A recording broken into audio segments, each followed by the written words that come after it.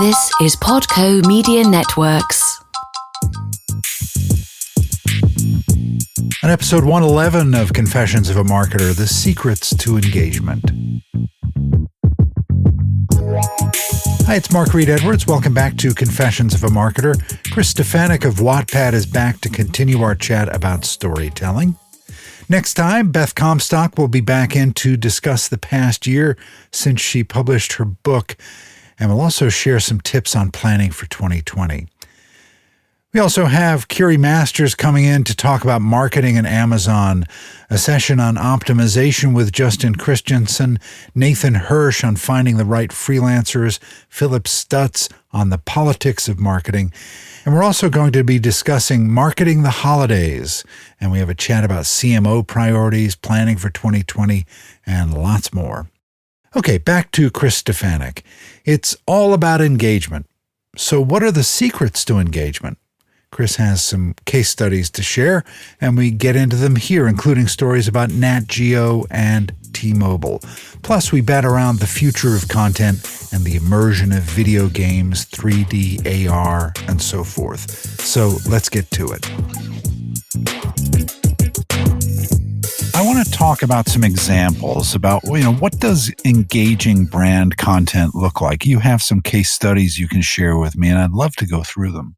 Yeah, for sure. The first case study I'll talk to is the work we've done with National Geographic, which is a program we're very, very proud of.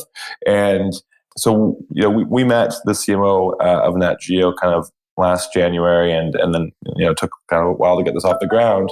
But their whole view was that they were going to be investing in a large program around kind of anti-single-use plastics. And so the program was called Planet or Plastics, and they were building a whole microsite and specific video spots. And in fact, there was a full kind of cover story on their physical magazine around this as well. But when we were talking to their team, they were really interested in understanding how can they get the next generation to really, really care about this. And so what we did is they had this package of really amazing photography from their community of photographers. And we said, let's post those on our platform to just inspire our audience. And so we ran the first ever global writing contest on the platform where anyone across the entire world was able to kind of enter. And we said, look at these pictures, have them inspire you. You can create a story about a cleaner, better world, or a story or a poem around, a piece of plastic and its life cycle through the ocean, which was actually like a real response. And so it was an incredible campaign. We ended up having over 6,000 entries created from all over the globe. Seeing really great media metrics along with it because people were really leaning into this message because it really was kind of taking over the whole app. So the 20-second spot they had was viewed over 28 million times across Wattpad. But the most important thing coming out of the campaign was that this drove real behavioral change. So over 75,000 people from Wattpad ended up signing their pledge to reduce the amount of single-use plastic they use every day in their lives, which then in aggregate would result in close to 90 million pieces of plastic. So it was a really amazing campaign, and I know all the stakeholders over at NatGeo were super pleased. We were one of the top kind of traffic drivers for them around this, which we were really pleased about. And again, right, it's not a surprise because we see people writing more content around global warming and the environment on our platform. So it was like the perfect fit around, their assets, our assets, what they're good at, what we're good at. And it really was the perfect kind of collaboration point. And happy to say we won the kind of best user-generated content award at the Digiday Content Marketing Awards this year for it. So hopefully that's the first of many. And then another example of some great work that we've done is something that we just wrapped up earlier this summer with T-Mobile.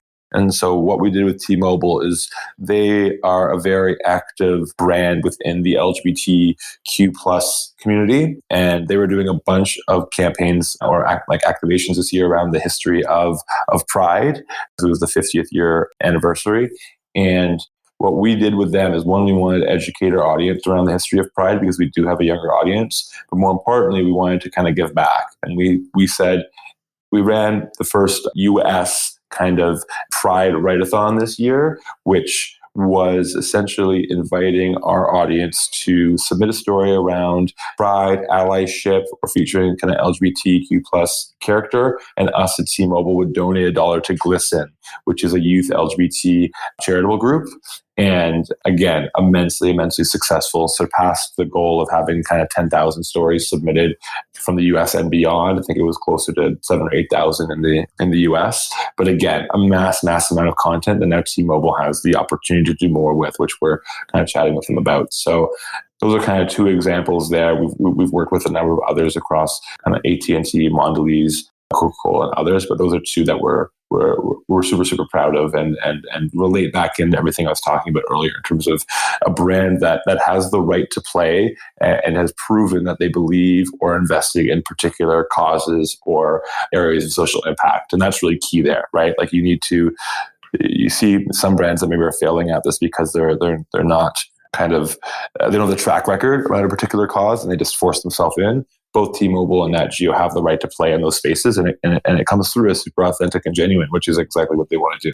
And great engagement. Those numbers that you just went through are impressive. Thank you. So, taking all this into account, what do you think the future of content looks like? What are you going to be working on in 5 years, 10 years at Wattpad? Yeah, it's a great question. So we've done, and I didn't touch on it as much earlier, but we've done a bunch of research around the interactive storytelling space, and that's where we really see the market going. I think we're in a really interesting time right now where there's a lot of folks that are kind of testing the waters at this. And so when I say interactive content, I mean, we've built a few kind of visuals around this here, but everyone is a lot of companies are trying to figure this out. So you have Netflix, where they came out this year with the Black Mirror episode Bandersnatch, which was essentially choose your own adventure kind of storytelling, right? So they're dabbling into it. I mean, it's still fairly basic, but very exciting. And I think the general reviews of that were amazing. And I loved the execution of it. You know, HBO is testing something very similar. So you've got like the OTTs, the big entertainment players that are working in this space. Then you have a number of other kind of gaming companies that are delivering kind of narrative-based storytelling type games like Episode that have been around for quite some time. And I think we're just on the verge of that. Like there's many others that are kind of turning up in this space. Like I believe it's, NBC or NBCU that just came out with a game similar to kind of Episode, which is a very similar narrative-based kind of storytelling game with some of their IP. And then we've also seen ourselves and a number of others kind of deliver kind of chat storytelling-based apps. So we have another app called TAP, TAP, which essentially the whole story is told through text message, but then there's like other elements to the experience that happen. So the phone may shake at a certain kind of point in time, or like a FaceTime call may come through. So it's more than just reading. Like it's a very immersive experience. And then on top of all of that, you have, AR, VR, which I think there's just a lot of unknowns around there from an adoption standpoint.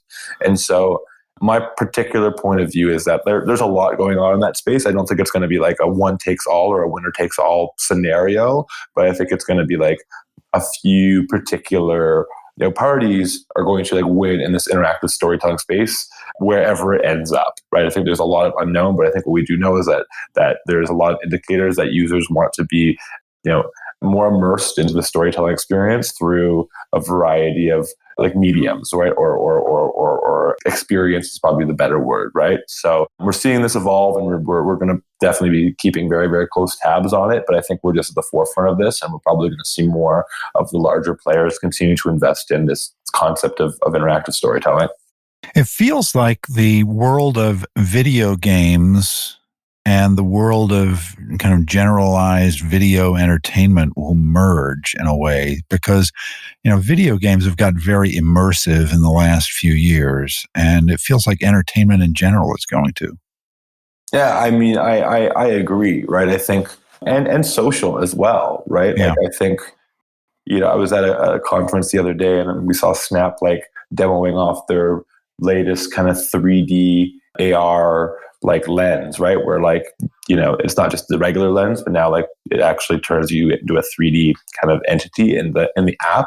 And so they're investing very heavily on the AR side to like close the loop on what I just said. So yeah, I mean, video games and social, everything, it's all going to become even more and more immersive. And I think it's, there's something to be said there around like, probably a whole level of like privacy implications around all of this. Of course, but it's an interesting time, right? I think there's certainly a lot of data points to suggest that this concept around interactive storytelling is going to take off, and we'll see who wins. But certainly I think a lot of the big folks are going to be throwing substantial money around this and be investing in the technology.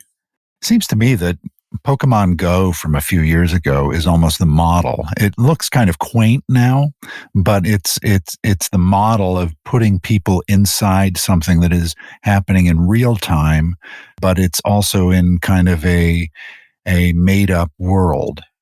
Yeah, I would agree. I think that was the first best use case of AR, like really working for the masses, right? The great part there is like was leveraging existing IP that like everyone knew and loved across many age cohorts. So it really like that was the right property to take off with it. But yeah, I agree with you. I think the beauty of that is that like there will be the next Pokemon Go because we all have the technology in our hands already, right? Versus I think we, like us in the storytelling space, talk about the adoption problem on the VR side probably like ad nauseum, but the AR side I think is going to continue to be interesting. And I mean, Snap is probably a good example of just seeing what they're doing in that space, because they're doubling down and doubling down pretty hard. So I'm sure there's going to be more to come there as well. Yeah, I feel like it's maybe 1988 and we're talking about the internet. It just seems like it's almost impossible to predict. Yeah, but that's the beauty of it. I think all of us that are working in digital, the fact that it moves so fast is probably why we will work in this space, right? I think, it certainly makes for an interesting career, that's for sure. Yeah. Well, I was hoping you would say that the future will be dominated by podcasts, but I'll give you that. Hey, you know what? I believe in podcasts as well. I think there's lots of growth to be had here, and I'm sure we're just at the tipping point. I remember I saw some headline the other day that I didn't click on, which was like, "Are we at peak podcast?" Or was that yours? Right?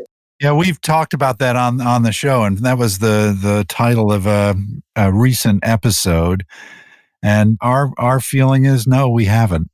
Yeah, well, it's good for business, right? But yeah, I'd agree with you. I think there's a lot more to be had there, and you just have to look towards the Spotify acquisitions over the past year, right? They're obviously investing heavily. Definitely.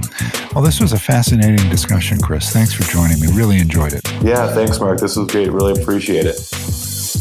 All right, next time, Beth Comstock is here, so stay with us. Confessions of a Marketer is a trademark of Podco Media Networks, and this episode is copyright 2019. I'm Mark Reed Edwards. See you next time.